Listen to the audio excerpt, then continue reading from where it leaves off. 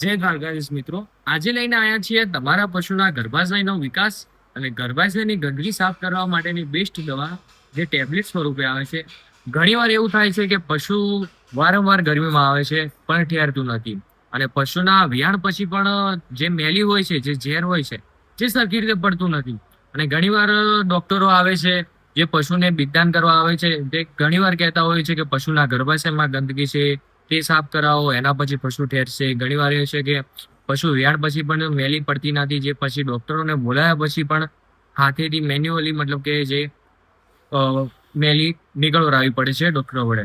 તો એના માટે આજે સૌથી બેસ્ટ છે, જે રાકેશ પારમાની યુટ્રોવેટ ટેબ્લેટ આવશે, જે તમે જોઈ શકો છો. યુટ્રોવેટ ટેબ્લેટ, આ ટેબ્લેટનો મુખ્યત્વે ઉપયોગ પશુના ગર્ભાશયના વિકાસ અને વિયાણ પછી જો મેલી ન પડી હોય તો તેના માટે આવે છે.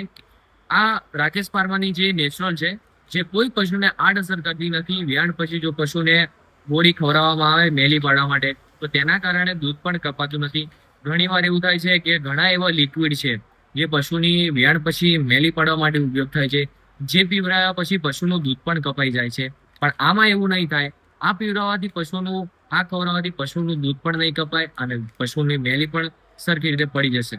ઘણીવાર પશુ ડોક્ટર એમ કહેતા હોય છે કે પશુના ગર્ભાશયમાં કચરો છે, ગંદકી છે, તો તે કચરો અને ગંદકી સાફ કરવા માટે પણ તમે આ ખવડાવી શકો છો, જે યુટ્રોવેટ ટેબ્લેટ છે, જે પશુના ગર્ભાશયનો વિકાસ પણ કરશે, સાથે સાથે ગંદકી કચરો જે પણ હશે જે બહાર નીકળશે. અને સાથે સાથે પશુ વિયાણ પછી જો મેલી ન પડી હોય તો એક પેકેટ ખવડાવો, અને પશુની મેલી ન પડી હોય તો તે મેલી તમે પાડી શકો છો. આ પશુને તમારે દિવસમાં 10 થી 20 ગોળી સવાર સાંજ આપવાની હોય છે, જે 100 ગોળી અંદર આવે છે. તમે જોઈ શકો છો કે 100 ટેબ્લેટ અંદર આવે છે, જે યુટ્રોવેટ ટેબ્લેટ આવે છે, જે 140-130 રૂપિયા આસપાસ એક પેકેટ આવે છે, જે રાકેશ પારવાનું આવે છે. તમે જોઈ શકો છો જો કે જે આ રાકેશ પારવાનું પેકેટ છે યુટ્રોવેટ, જો પશુ ગરમીમાં આવતું હોય પણ વારંવાર ઉથલા મારીને ઠેરતું ન હોય, કે પછી મતલબ કે કાચા મહિને જે અ, કસ ઓવર કહીએ આપણે, જે કસ ઓવર થઈ જતી હોય, તો તેમાં પણ આ બહુ સારી રીતે કામ કરે છે. તેમાં પણ તમે આ આપી શકો છો, જે યુટ્રોવેટ ટેબ્લેટ.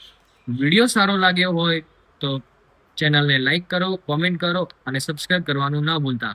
આવા જ પશુને લગતા તમામ વિડીયો જોવા માટે અમારી ચેનલને સબસ્ક્રાઇબ કરવાનું ના ભૂલશો.